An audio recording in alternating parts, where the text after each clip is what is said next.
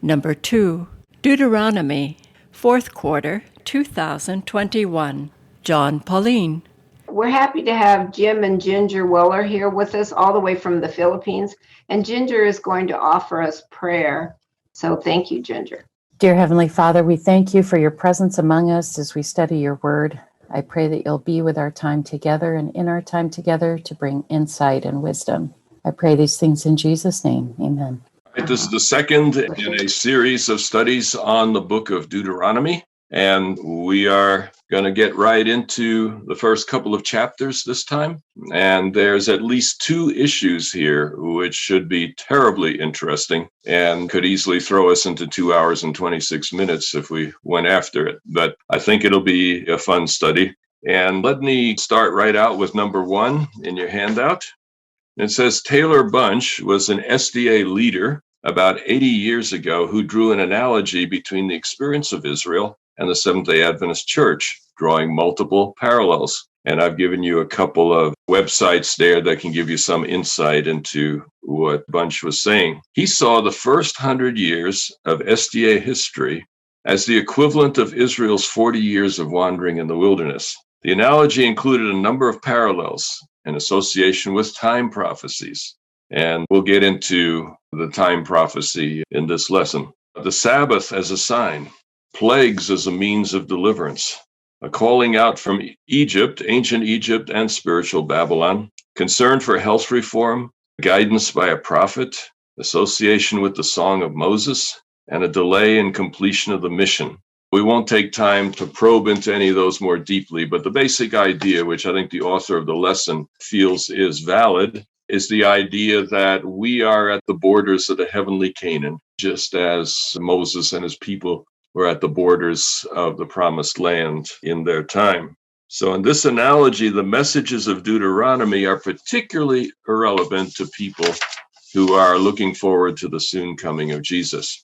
So that's, I think, the core thesis of this series of lessons, which was entitled Present Truth in Deuteronomy. So let's get down into the text itself. And the lesson begins with Exodus because we're still sort of getting on track as to what Deuteronomy is all about. Exodus 2 and verse 10. When the child grew up, she brought him to Pharaoh's daughter, and she took him as her son. She named him Moses because, she said, I drew him out of the water. All right, so it's Pharaoh's daughter that names Moses. So it's an Egyptian name, and it has to do with water, as it says there. Interestingly enough, it is generally assumed in conservative circles, at least, that Moses was the author of all first five books of the Bible: Genesis, Exodus, Leviticus, Numbers, Deuteronomy. But this is the first time Moses is named in all of that. Book of Genesis gives no hint as to who the author is. And it is from later tradition that we draw the idea. And I think you see hints in the New Testament. Jesus will talk about Moses and refer to Genesis. So I think it's a biblical understanding that Moses was the author of Genesis. Now, there's a little feature of Genesis that you might find interesting, because we had a comment by Alyssa in the previous lesson that she and Dan were disagreeing. First disagreement, by the way, in 95 years of marriage. But they were having a disagreement over the authorship of Genesis. He was suggesting that Moses was the author of the whole thing. And she was saying, this Joseph story just stands out as something different. And I made the comment at the time, I think you're both right. And a little background here is, do you remember in the book of Genesis, every so often you get into a phrase like, these are the generations of. Do you recall that? It's 11 times in the book of Genesis. These are the generations of. Generations in which the heavens were made, the generations of Lot, the generations of Terah, and so forth. So that phraseology appears 11 times in the book of Genesis. And it didn't mean a whole lot. I mean, people would scratch their heads and say it's just an odd way of saying anything. So I'm not sure what that's all about. Until they began to get large numbers of tablets from the ancient Near East. And by the way, you have the mental image of Moses and the Ten Commandments the 2 tables of stone. You probably have the mental image that they're like about 18 inches high and 10 inches across and stuff like that, right? Well, actually, ancient tablets could fit in the palm of your hand. So Moses had one of these in each of his hands when he threw them down. So tablets are usually 3-4 inches tall, 2-3 inches wide, and that's about the maximum. Those would be fairly large ones, I would say. And people, when they were soft, they would write into it. And then when it would harden, it would be like ink. It would be permanently written once it hardened. So the interesting piece is that a lot of the tablets had a saying at the bottom, "These are the generations of." And something clicked as scholars are looking at these. And they discovered after some research that this appears to be naming the owner of the tablet. Or said that it wouldn't be the person in the story necessarily if it was a historical, but it would be the person who owned it. And suddenly Genesis made sense because one of them is these are the generations of Adam, but what follows isn't about Adam. Well, it was closing what came before. So the first one of these is Genesis 2:4, and it closes the first creation story with these are the generations of heaven and earth. So you have that analogy that these are probably tablets, and it's giving you the name of the person who owned it, at least at one point. So the theory now is Moses wasn't there for any of this. The Israelites going down into Egypt in the time of Joseph, that's hundreds of years before the Exodus. So Moses wasn't there for any of this, but apparently he had access to tablets that told these stories. And that helps explain, for example, why some stories are told twice. And people scratch their heads and say, you know, what's going on here? So Moses, an inspired writer, took tablets of history and pieced them together into a coherent narrative. And that's how Genesis probably took place. So Alyssa, if you think that the Joseph story was once independent of that nasty chapter 38, for example, which seems to just totally ruin everything, you're probably right. That Moses was working from already established stories and backgrounds, and that what he did was to put it all together into a coherent whole and set it as the foundation for his 5-book narrative. Michael Bell has studied many of these things at a very high level, and I think you're ready to give us some further insight here. Well, I was wondering what language were they written in? Were they, for example, cuneiform, that was common in Ur, where Abram came from? Mm-hmm. Yeah, cuneiform is kind of what they call block writing or wedge writing. It's like usually it's straight lines. It's not curved lines generally, but it's just like lines upward, downward, crosswise, etc., and put together in a certain form. So it was a syllabic language. In other words, each letter is a syllable rather than in Egyptian, each letter is a whole word. It was the Canaanites actually that invented alphabet, where you had a letter for each sound. And that enabled a lot of things that we are dependent on today. So cuneiform was sort of a bridge between word writing and alphabet writing. Did you want to follow up on that, Michael? Yes. Cuneiform was written on a wet clay tablet with a wedge. They take a reed and cut the reed so it made a wedge. And then they made these different marks, straight lines, always either a wedge shaped or a straight line, no zeros. And one of the things I think that helps us more conservative folk to be comfortable with the traditional account of how these things came about is that so much of what's in Genesis fits with the time that it's describing. The covenants that they made, the way they negotiated sales and stuff. There's a number of stories in Genesis that helps to elucidate what happened in the ancient world. And you go to Babylon and so on, you have texts that sound very similar to Genesis. So the stories of Abraham and so forth make a lot of sense in the period of, say, 2000 BC. They don't make as much sense later on. So the interesting thing about the Bible is a lot of stuff people thought was strange, that finally the archaeologists come along and say, no, that was actually normal for them back then. That's the way people did things. And God always meets people where they are. So he uses the language, the style of writing, Michael, the materials, etc. And Moses may well have found these tablets in the library, in Egypt while he was in power there. You want to say something again, Michael? Well, I was thinking of Gilgamesh, which has a lot of parallels.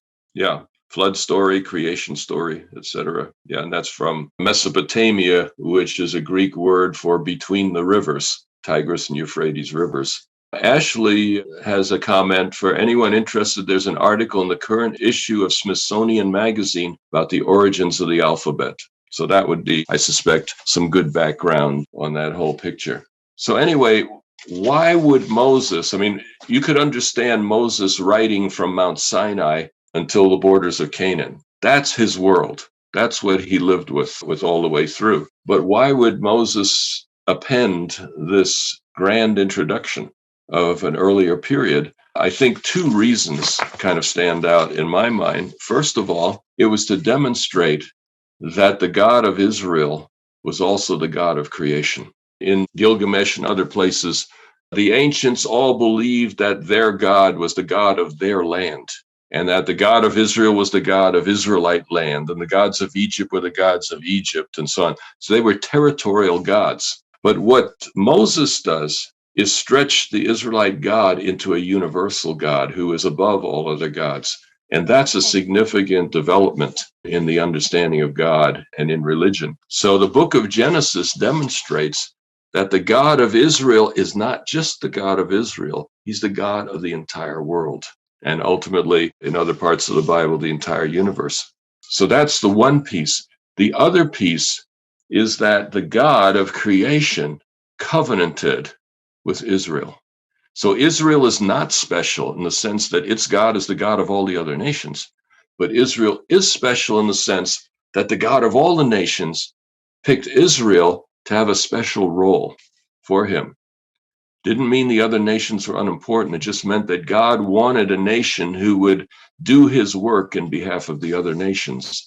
And Genesis demonstrates that the great God of the world has called Israel to a unique task. Bob. How long a period was it from Abraham from the flood? Was it like 500 years or something like that? And the reason I'm asking that is it seems like there was a close connection between God and Noah, and then it seems like that connection is almost lost until Abraham's picked. Is that the implication of it? Because it seems like we're almost starting over, that the whole connection after Noah's gone. Yeah. Okay. Well, do you want the traditional answer or the scholarly answer? Scholarly. Okay. Yeah. Because I mean, the traditional answer is you go by the dates in the King James Bible. And those are dates based on the Masoretic Hebrew text. So there's a lot of authority behind them. If you add up the time from when a person was born to when they had children, if you add all those up, you have a sense of the passage of time. The interesting thing is, if you go by that chronology, the Bible doesn't tell us how old the world is, but it does have these genealogies that one can guess a little bit from that. But here's the challenge. Hebrew genealogies were not always consecutive. A grandfather could be called the father of a grandchild. And we know that there are some gaps because if you compare the genealogies in the Bible, there are sometimes people left out in some of them. So you have the challenge that if you do a raw genealogy count, you might be missing some things. A second issue is that the Greek Old Testament has the same genealogies with different numbers. And we once thought that the Greek was crazy, but then we discovered that the Greek Old Testament has a Hebrew text at Qumran that's identical to the Septuagint. So the Septuagint was probably a very accurate translation of a different Hebrew text than the one that's come down to us. And at Qumran, we're aware of other Hebrew texts. So from a purely scholarly perspective, by the way, the age of the earth in the Septuagint would come out to about 8,000 years rather than 6,000, not counting any gaps or anything like that. So the bottom line is that there are questions from a scholarly perspective about the detail. What is not in question is that the Bible does not envision vast eras of history. The Bible envisions a relatively recent date for creation and the flood and things like that. So that, I think, all conservative scholars would agree on. That it has to be exactly 6,000 years or so on is plausible based on the biblical evidence, but it isn't something to die on like other doctrines of the Bible. All right, so Moses then, in writing the story of the Pentateuch, places Genesis at the beginning as the foundation for who this God is that is working with the Hebrews. He's truly the great God. And so then Larry says, John, is that the implication of Exodus 19:6? Absolutely. What's said in Exodus 19:6 is, you will be for me a kingdom of priests. What is a priest? Someone who stands between God and the people. God called Israel to be a nation of priests. Just as Abraham was to bless the world, they were to bless the nations as a nation. That was the idea. That was the promise. That was God's hope. Like so many things, God doesn't always get what he wants because people don't always cooperate, and God doesn't force anyone. So history takes a different course than it might have if human beings had cooperated with God. All right, coming back to number 2, it says, this is the first mention of Moses in the Pentateuch, but he is presumed to be the author of creation, the fall, the promises to Abraham, the stories of the patriarchs in the book of Genesis. Now, the author of the lesson wants us to take a look at Exodus 32 before we get into Deuteronomy. Exodus 32 and verses 9 to 12 tells us something special about God and about Moses.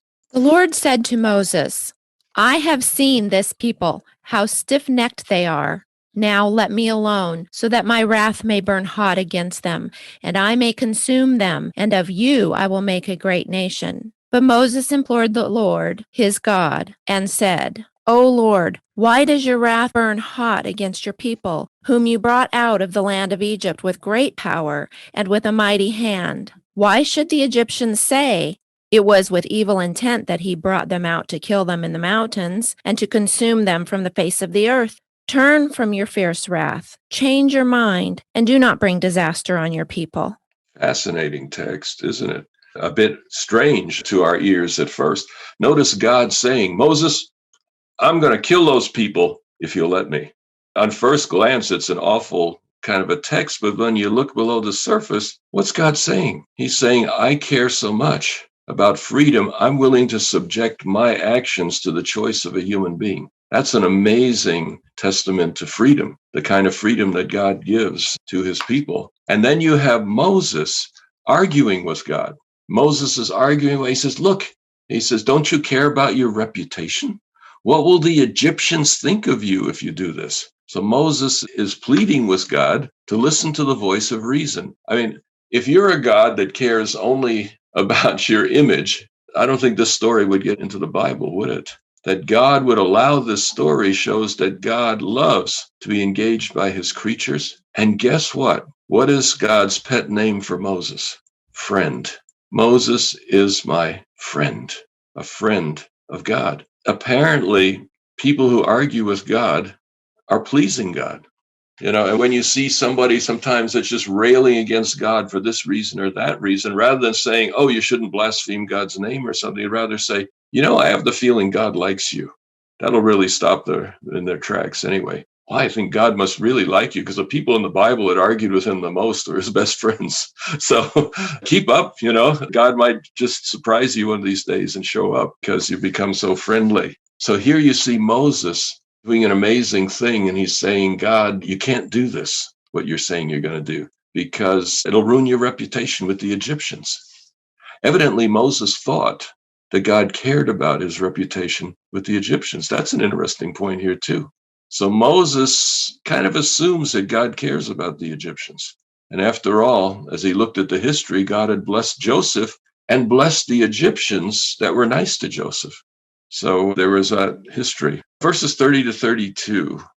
On the next day, Moses said to the people, you have sinned a great sin, but now I will go up to the Lord. Perhaps I can make atonement for your sin. So Moses returned to the Lord and said, alas, this people has sinned a great sin. They have made for themselves gods of gold. But now, if you will only forgive their sin, but if not, blot me out of the book that you have written.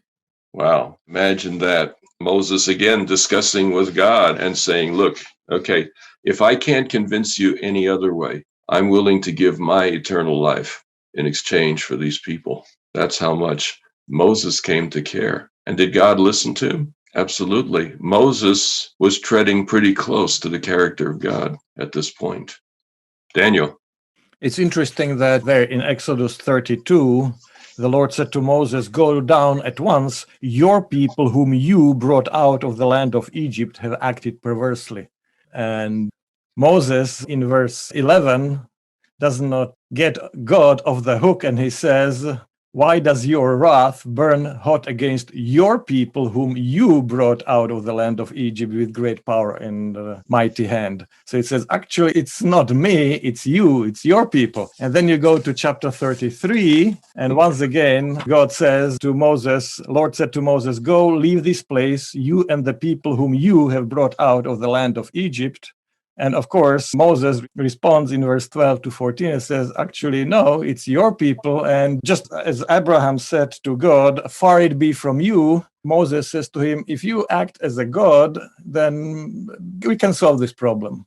And the text says, and God changed his mind. Now, wow, imagine reading this with the Greek concept that gods are perfect because they never change their mind. But it shows that either Moses gets it, and then he's onto something. And if he doesn't get it, then he can worship Zeus or Moloch or Baal or whoever else. God is not going to get anything else with him than he gets with anybody else from that surrounding nations. And interestingly enough, in Patriarchs and Prophets, Ellen White says that if Moses said, "God said it, I believe it, and that settles it for me," that he would have failed because he would have acted in a self-centered way, thinking of himself rather than of others. And this is ingenious that some writing from that time, from time period, can say that actually religion is not about you better do it and do it fast. Don't ask any questions, just do it. Because the man of God, as Psalm 90 calls him, or the friend of God, can challenge God and say, okay, if you don't do it on the basis of morality, then at least you should do it on the basis of covenant, because you promised something to Abraham, Isaac, and Jacob. And so actually you walked through, you are bound by the covenant, so shape up, act as a God. And God said, wow, that's it. I'm proud of you. Amazing, amazing. When all else failed, Moses put in the ultimate argument when he said, "God, if you're going to go ahead and do this, then you need to stay without me in eternity too. Or you can't play us off against each other. It's all or nothing." You have to believe that God knew how he would respond. And God is honoring Moses by letting him give God's argument in all of this. Michael. Yeah, isn't that typical of human nature, though, to never take responsibility? I didn't do it. He did it. Yeah. You remind me of my wife coming to me saying, "You know what your son just did?" Yeah, that's a perfect example of that. Yeah. You know, when things go wrong, why is it my fault? And, you know, starting out with Adam and Eve, when God asked Adam, "Why did you eat the forbidden fruit?" As a stand-up guy, he says, "The woman you gave to me made me do it." That's just human nature. That's right. Yeah. All right. We are already deep into this lesson. We haven't come to the two main points yet. So let me get to those right now. And we'll start with Deuteronomy 1:1-4. These are the words that Moses spoke to all Israel beyond the Jordan, in the wilderness, on the plain opposite Suf, between Paran and Tophel, Laban, Hazeroth, and Dizahab. By way of Mount Seir, it takes 11 days to reach Kadesh Barnea from Horeb. Let me just interrupt here a moment and say your Hebrew is getting better and better, Terry. I think I sometimes reserve these hardest ones just for you. I think you do too. But go ahead. In the 40th year, on the first day of the 11th month, Moses spoke to the Israelites just as the Lord had commanded him to speak to them. This was after he had defeated King Sihon of the Amorites, who reigned in Heshbon, and King Og of Bashan, who reigned in Ashtaroth and in Edrei. All right. So here you have the story where he says that they are 40 years in the wilderness. They've come to the end of the 40 years. Now, the lesson makes a point here that this is the fulfillment of prophecy. And so you have here a very special prophecy fulfillment. And Terry, if you would read Numbers 14:34, that gives the background. That's the prophecy that is being referred to here. According to the number of the days in which you spied out the land, 40 days, for every day a year. You shall bear your iniquity 40 years, and you shall know my displeasure. All right, so Numbers 14:34 says that for 40 days they spied out the land. So there's now going to be 40 years of wandering in the wilderness because they refused to accept the spies' report in the way that God intended. And so they said, we don't want to go into this stupid land. We want to go back to Egypt. And so God said, have it your way. And then they said, no, we changed our mind. We're ready to go in after all. So dealing with people who don't know quite what they want to do is challenging. But the lesson brings out the idea that this is an exact and specific fulfillment of prophecy. Prophet said 40 years, 40 years it is. It raises the interesting point. There are two types of prophecy, conditional prophecies and unconditional prophecies. And the lesson treats this one as unconditional. God said it'd be 40 years, therefore it's going to be 40 years, nothing more and nothing less. Is this an unconditional prophecy, or is it a conditional one? And the conditional prophecies are prophecies that depend on human response in some way. If people obey, then this will happen. If people disobey, then it won't happen, and so on. Unconditional prophecies are what God will do regardless. Do you think that this 40 years was a conditional or an unconditional prophecy? And let me take it a bit further. The second coming, is that a conditional prophecy or an unconditional one? And I think we would probably say, well, the second coming as an idea is not conditional, but the timing of it is. The timing depends on how people respond and when they respond and where they respond and so forth. Let me draw it a little bit further. When Ellen White made a prediction, was that conditional or unconditional? What do you think? So I know, for example, one of the major things going around Adventist circles right now is the idea that before the end comes, there will be a Sunday law that will be voted in the U.S. Congress. That's a very specific prediction. Is that conditional or not conditional? And how would you know?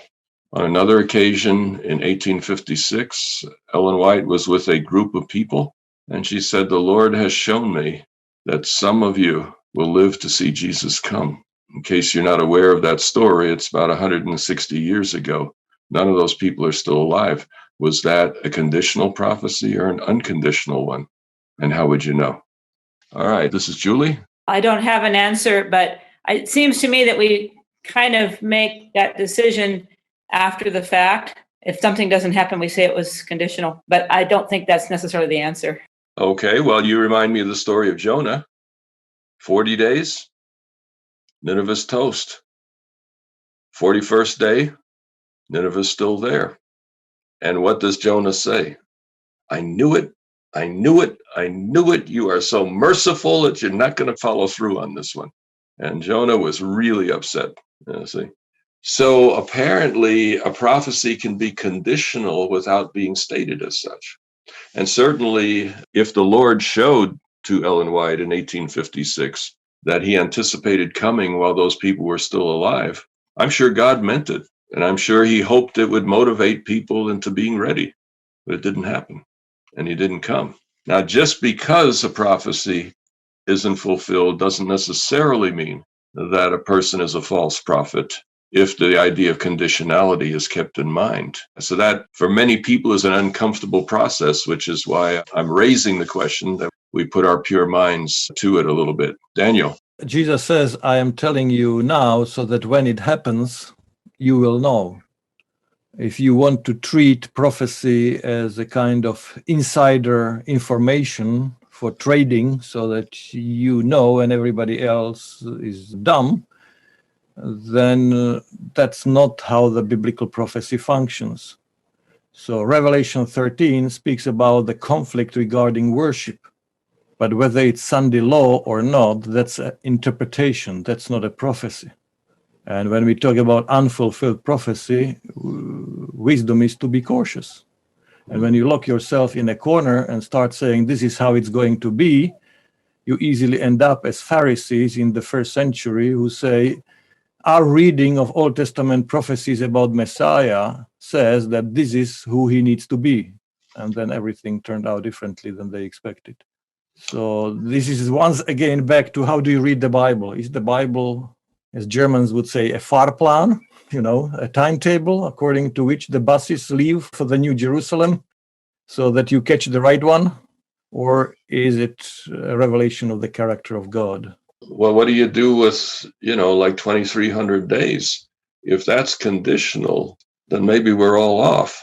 The interesting point that one can make, though, is there's plenty of evidence that writers in the New Testament anticipated Jesus could have come within their lifetimes. And I suspect if that had happened, Daniel 8 would be just fine, that God would show us how that left room open for that result. So we recognize that we're dealing with a God who is deeply engaged with human beings. And like we saw with Moses, he listens, he changes his mind, whatever that means for God. From our perspective, though, he clearly says something different than what he said 2 minutes ago. That's a mind change from our perspective. So I guess the caution here is that, like those reading Jonah, we don't want to make the mistake of locking into a certain line of prophetic expectation that when the real thing comes, we miss it. Because remember, the Pharisees had the messianic prophecies all figured out. But when Jesus came, he didn't quite fit their expectation,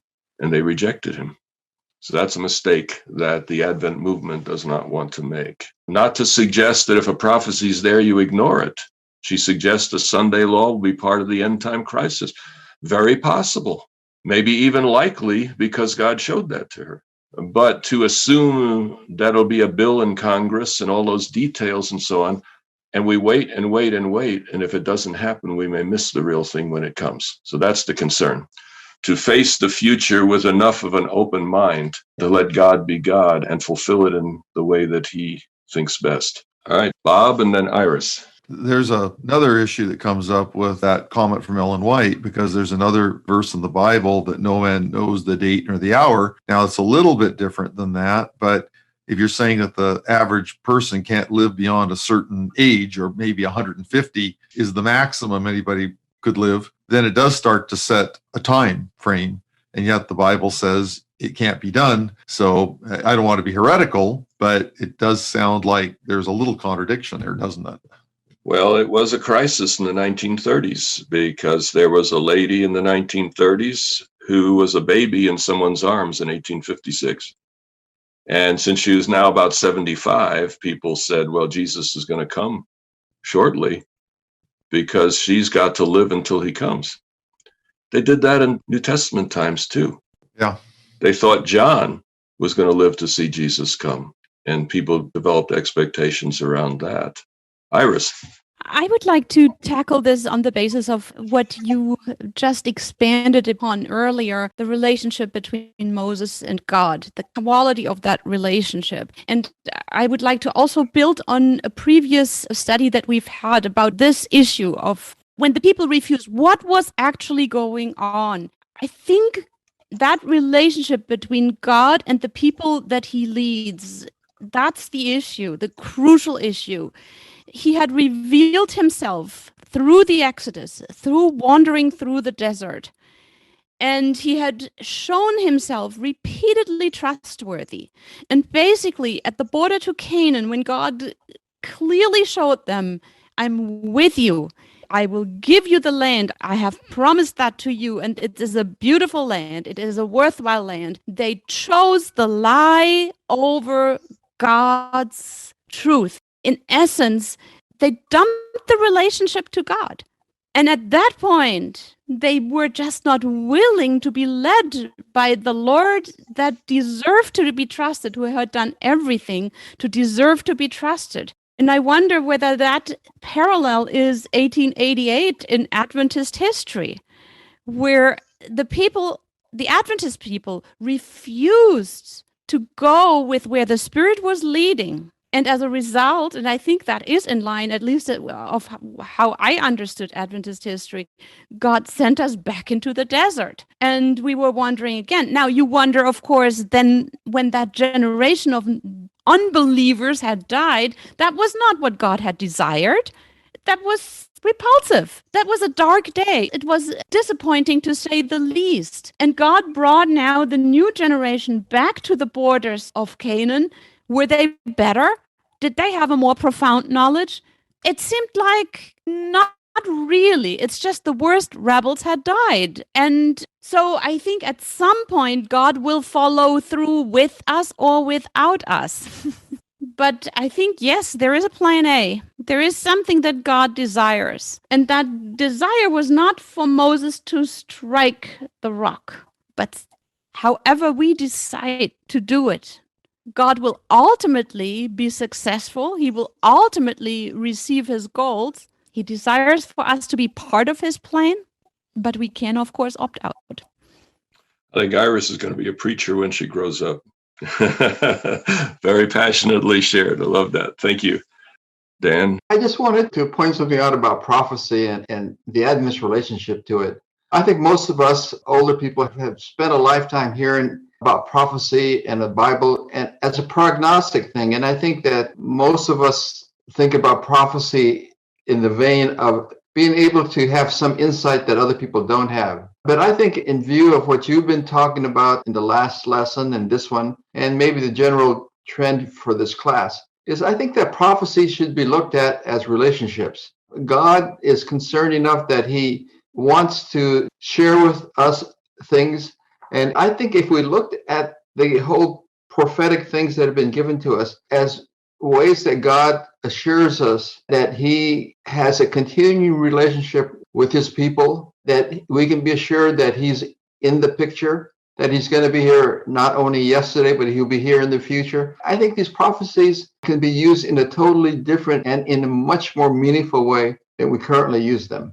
Yeah, the biblical purpose of prophecy is not to satisfy our curiosity about the future, but to motivate us to action today. God is looking for a response. And if a projection into the future, a glimpse of the future will help with that response, God is quick to give it to us.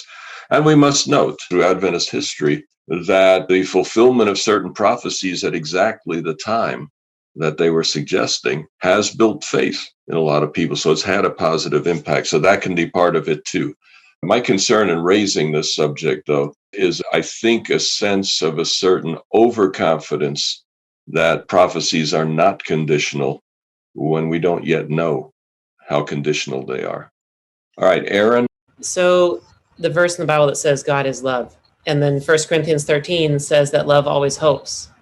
And so even though I believe that God knows the future in excruciatingly painful detail, as Daniel 11 points out, and that can give us confidence. Sometimes in the Bible, it might seem like he's being bargained with, but I think that's just God communicating with people. And there's a cosmic reality of like the angels and other worlds watching God's interaction with people, and like Moses exonerating God's character of how gracious he was in the face of being offered this thing where he could have been like, oh, I get to be the new nation leader and get the easy path, quote unquote, versus leading this disobedient, rebellious people. And so he exonerated God in that.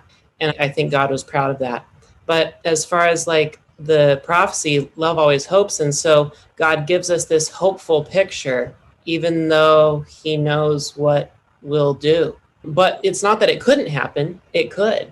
So I guess God offers that hopeful perspective. And prophecy certainly guides us into the future. Absolutely. Larry. So how would we understand the world if we knew nothing of prophecy? Would that change our thinking about lots of things? Part of the dilemma is we form an opinion. That's what the Pharisees and the rulers at Jerusalem had done when Christ came. They had an opinion that was so firmly settled in their mind that when an alternative came, when the real thing showed, they just could not get their minds around it. And even the disciples. Let me go to the chat just for a moment here, where we have a message from Tom and Judith. If the Sabbath was instituted by God, woven into the fabric of this world's creation, then it could be viewed as a symbol of God's government, similar to a national flag. And God's government rests on liberty, freedom, and the constant principle of love. Sunday was imposed by men based on the assumption that God's law operates like human law arbitrarily imposed. As such, Sunday worship represents man's system of government, which includes the use of pressure and force. Could it be that anything done to coercively restrict freedom of individuals, groups, societies could be viewed as a Sunday law? I would say that's a fair question. When it all turns out, we will know. And this is what Daniel brought out Jesus saying, I tell you before it happens so that when it happens, you will know. And no one could have predicted the course of Jesus' life from the messianic prophecies in detail. But once Jesus came, you can see that he fulfilled those prophecies, sometimes in surprising ways, but he did. So that the genius of prophecy is that it gives us enough information about the future to be motivated, but it doesn't give us so much that we can shut off our brains and just follow the timetable, as someone said. Let me share with you quickly, although some of the things I've said may seem startling, I believe Ellen White agrees with me. And she said, and this statement is found in a number of places, but I saw it last in Last Day Events, a compilation of writings, page 38. And she says, the promises and threatenings of God are alike conditional. In other words, whenever God promises something will happen, if the people don't do their part, it won't happen. If he threatens something and the people repent, it won't happen. So that the promises and threatenings of God are alike conditional.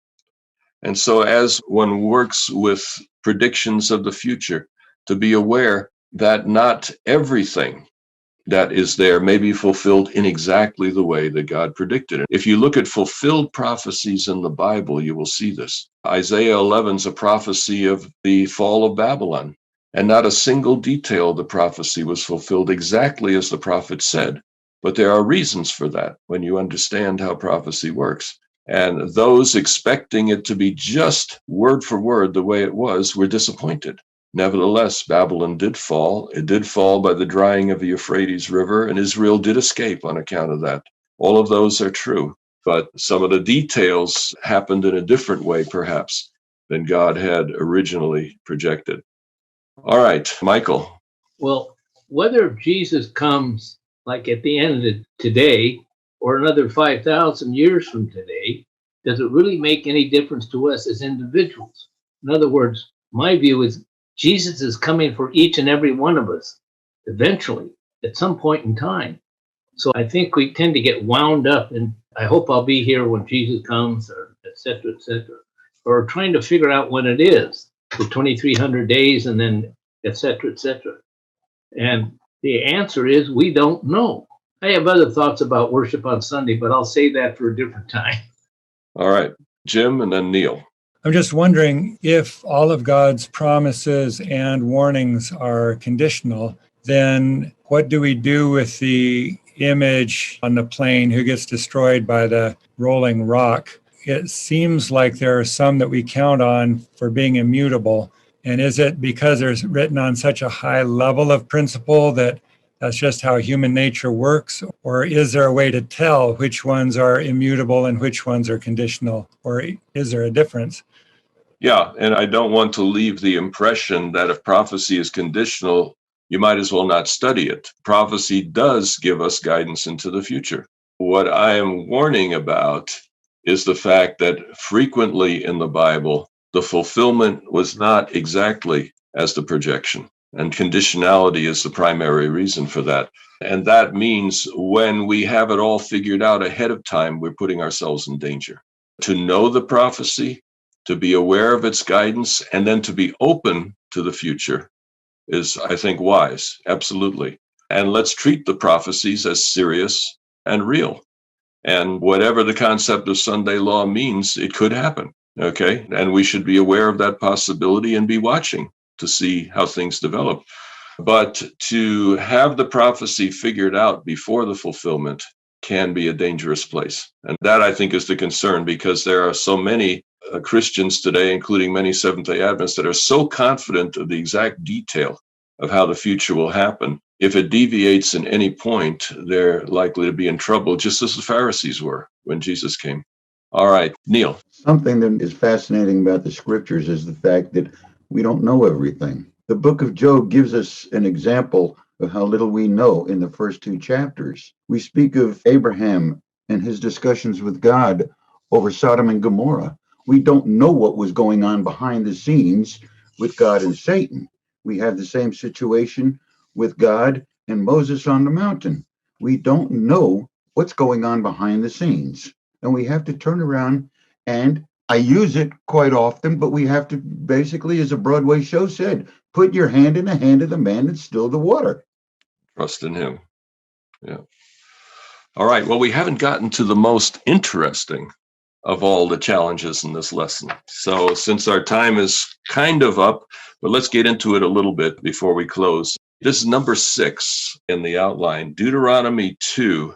And Terry, if you would read verses 32 to 34. So when Sihon came out against us, he and all his people, for battle at Jahaz, the Lord our God gave him over to us, and we struck him down, along with his offspring and all his people. At that time we captured all his towns, and in each town we utterly destroyed men, women, and children. We left not a single survivor. All right, today we would call that genocide. And yet it seems here Moses speaking of it as having divine approval. So we want to ask ourselves the question, what do you make of God's actions in this case? For context, let's go back to verses, how about 24 and 25, Terry? Proceed on your journey and cross the Wadi Arnon. See, I have handed over to you King Sihon, the Amorite of Heshbon, and his land. Begin to take possession by engaging him in battle. This day I will begin to put the dread and fear of you upon the peoples everywhere under heaven. When they hear report of you, they will tremble and be in anguish because of you. All right, so here God says, go and contend with him in battle. And the end result of that battle was a complete genocide. Is that God's will? What is going on here? Let's look at verses 26 to 29 before we make a decision. So I sent messengers from the wilderness of Kedemoth to King Sihon of Heshbon with the following terms of peace. If you let me pass through your land, I will travel only along the road. I will turn aside neither to the right nor to the left. And you shall sell me food for money so that I may eat, and supply me water for money so that I may drink. Only allow me to pass through on foot, just as the descendants of Esau who lived in Seir have done for me, and likewise the Moabites who lived in Ar, until I cross the Jordan into the land that the Lord our God is giving us. But King Sihon of Heshbon was not willing to let us pass through, for the Lord your God had hardened his spirit and made his heart defiant in order to hand him over to you, as he has now done. Interesting. So they were saying, okay, all we need to do, we need to get to the Jordan River. So all we want to do is pass through your territory. We'll pay for food. We'll pay for drink. We'll pay for housing, whatever it takes along the way. We won't take a side road so that you know exactly where we are. And he said no. And even a bit of the implication, God hardened his heart. So what do we make of all of this?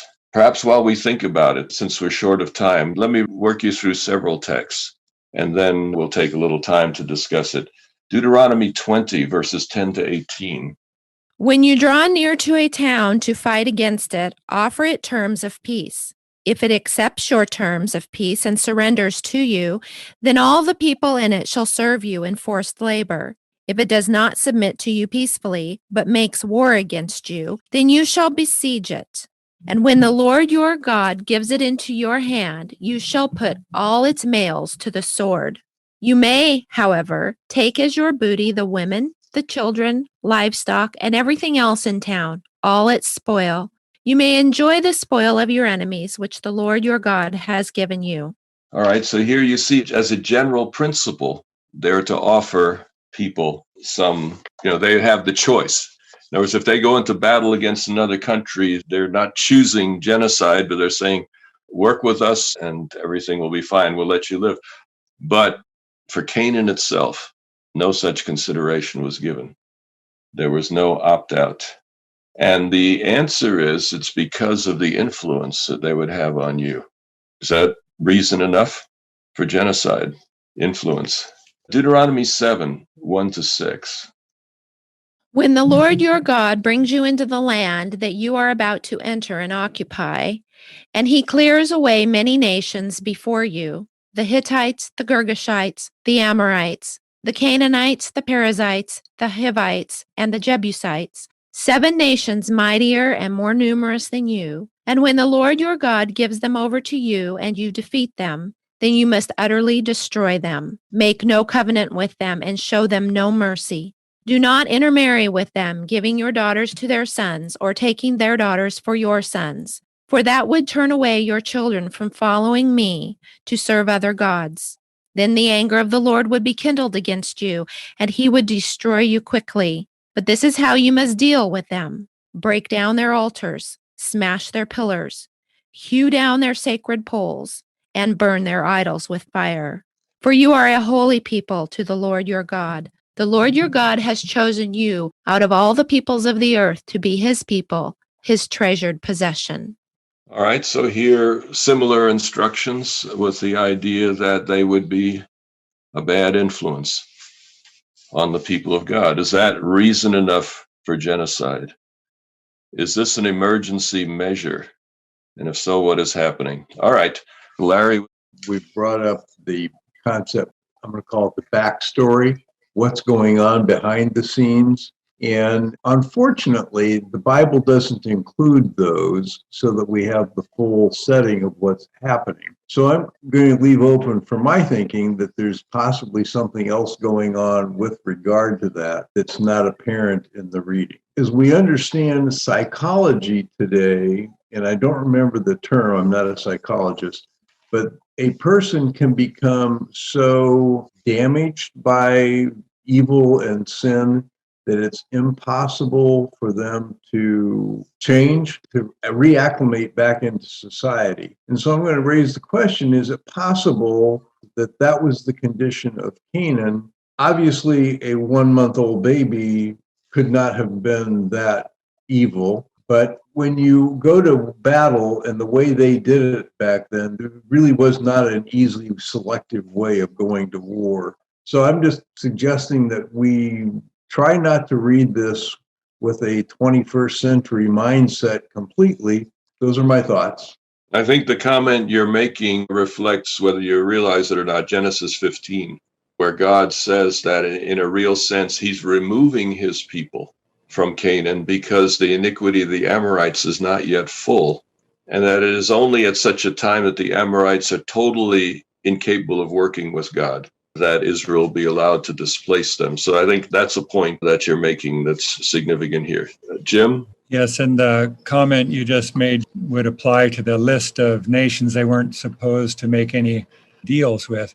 But going back to the ones where they can make a decision not to destroy all if they can cooperate, you put yourself in that time, and the people making the decision are going to be the ones who die either way. So it's not really much of a decision for them. I would imagine they would all choose not to cooperate rather than, oh, sure, I'll go ahead and give my wife to these guys while they kill me. That's not a fighting man's decision to make, really. So there has to be some more story to it, something else that was there, because when you think of taking the women into your tribe, it was the women who were the downfall of Solomon. It seems to have been husbands following their wives' gods. So just from a human standpoint, that provision doesn't seem to make much sense. And just so you know, I have not yet come to a couple of texts that I think will prove to be significant. But first, first, Gary.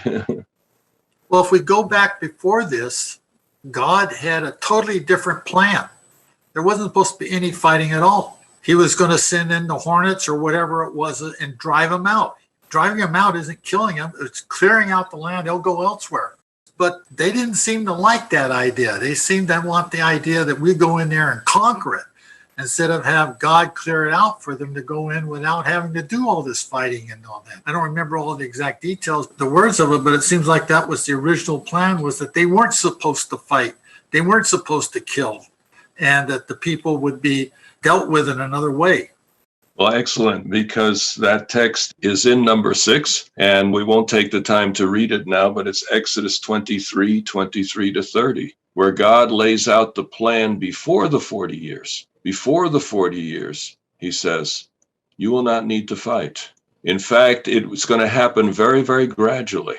If you need another village, some hornets will come in, or some kind of a wind or something, or the people will just get terrified over nothing. People do that. They sometimes just get terrified and they just say, this is not a good place. Let's get out of here. Maybe there's demons here or something.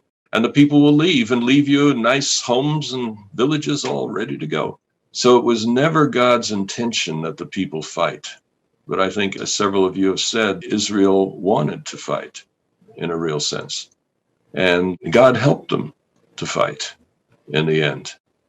But there's a difference between God's permissive will and God's ultimate will.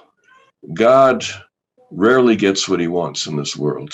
Rebellion has reached such a stage that for a God who doesn't force his way, there's less and less room for maneuver in a world like this. But God stays true to himself and continually seeks the best possible outcome. And apparently at some point, the best possible outcome did not include the survival of a couple of these tribes. That's awful from our perspective. But in the larger light of eternity, at some point it'll make sense. And keep in mind, when you talk about women and children and so on, keep in mind that from a biblical perspective, first death is not that big a deal. Second death is the big deal. And nothing says here that all the Canaanites will be lost. It is a group, it is a culture that is being destroyed. But the individuals within that culture are known to God and loved by God.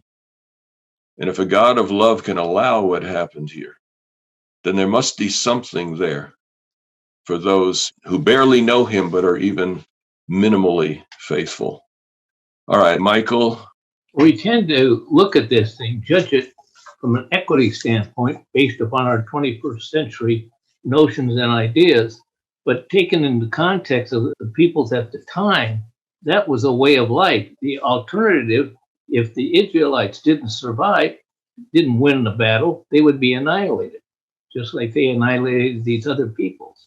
And the Israelites had a system that did have an equity notion to it. An eye for an eye, a tooth for a tooth. In other words, if somebody kills a member of your tribe, you don't go over and wipe out the entire tribe, but you do take the life of the person who committed that murder.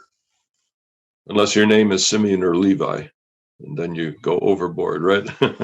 Okay, Bob and then Ginger. There's one story about a tribe that tricked Israel and was allowed to live. And you think about that because God didn't say break your agreement, even though you were tricked. Now, in a law sense, the contract made through fraud, there's a legal argument for getting out of it. But in that case, God did not say, well, they tricked you, so now you don't have to obey that agreement. I've thought about that because I guess if I was involved with the government of one of those other tribes, I'd go and try that method, because if you're able to trick Israel, you may live. You may be serving them the rest of your existence, but you get to live. So that's always been interesting to me as a side story. That's not part of Deuteronomy, but it's, I think, very pertinent to the discussion that we're having. Yes. So you see a God who often gets very little of what he wants, but he gets as much as he can, and was actually able to save a few Canaanites in a really interesting way in that situation. Ginger? The whole issue of the genocide of peoples that is in the Pentateuch really bothers me a lot. And the only way I've been able to handle that myself is to say that these are writers ascribing certain characteristics and directives to God, but I'm just not, I have a hard time believing that it happened just that way in terms of directives to wipe out an entire people. And one of the reasons that I think that, besides my faith in a God who is good and loving, is when we look further down in history, say in the New Testament, nobody is being asked to wipe out anybody. So what exactly was going on in Deuteronomy? And does it tell us more about the culture of the time, or just as much about the culture of the time than it does about God and his directives and character? I really struggle with this part of Deuteronomy, or this part of the Old Testament. Yeah, well, if you remember the stories of the patriarchs, there's a lot of mess going on there that clearly isn't God's ultimate will. And yet his permissive will, God cares enough about freedom that even when a free person decides to hurt another, God respects that free choice. And that's tough. That's tough. Is it worth it? We're right at the end of our time, so I shouldn't be asking questions like that. But God so prizes love, freedom, etc., that he allows things that are repulsive to him because, in a sense, he's been boxed into a corner by that freedom, that he will allow freedom and its consequences to work out. I'm sorry to have to call it here, but we are, I think, at the end of our time, and there are a number of people who would like to speak, but I would just want us to close with one more text, and that's 1 Corinthians 10, 1-4. I do not want you to be unaware, brothers and sisters, that our ancestors were all under the cloud, and all passed through the sea, and all were baptized into Moses in the cloud and in the sea, and all ate the same spiritual food, and all drank the same spiritual drink.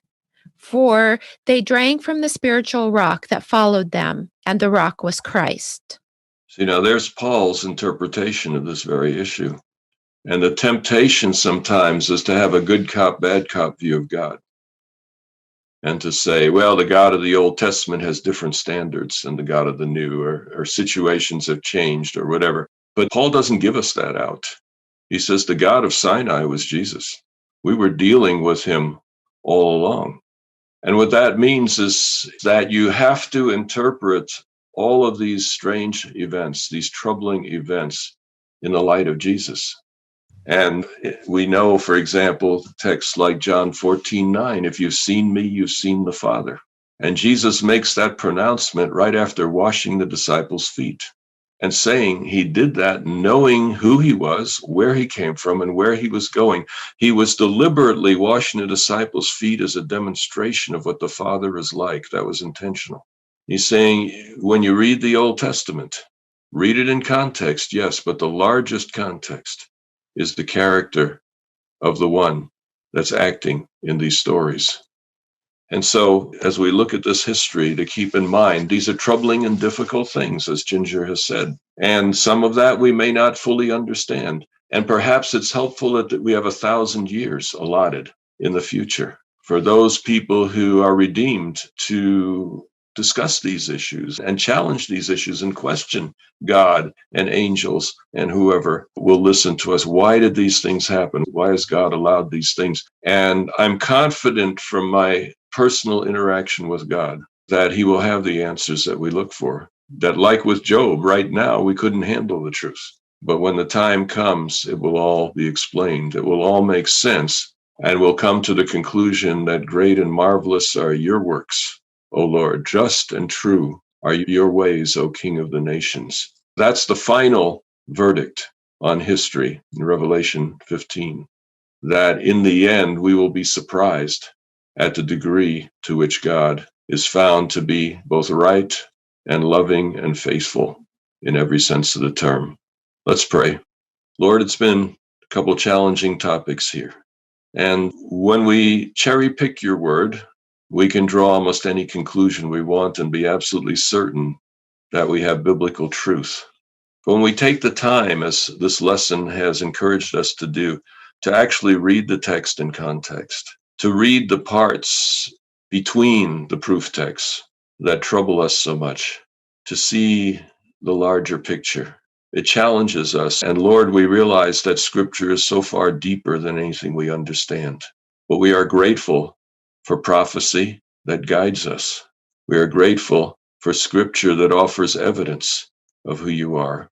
And we pray that we will draw ever closer to you and ever closer in understanding. For Jesus' sake, amen.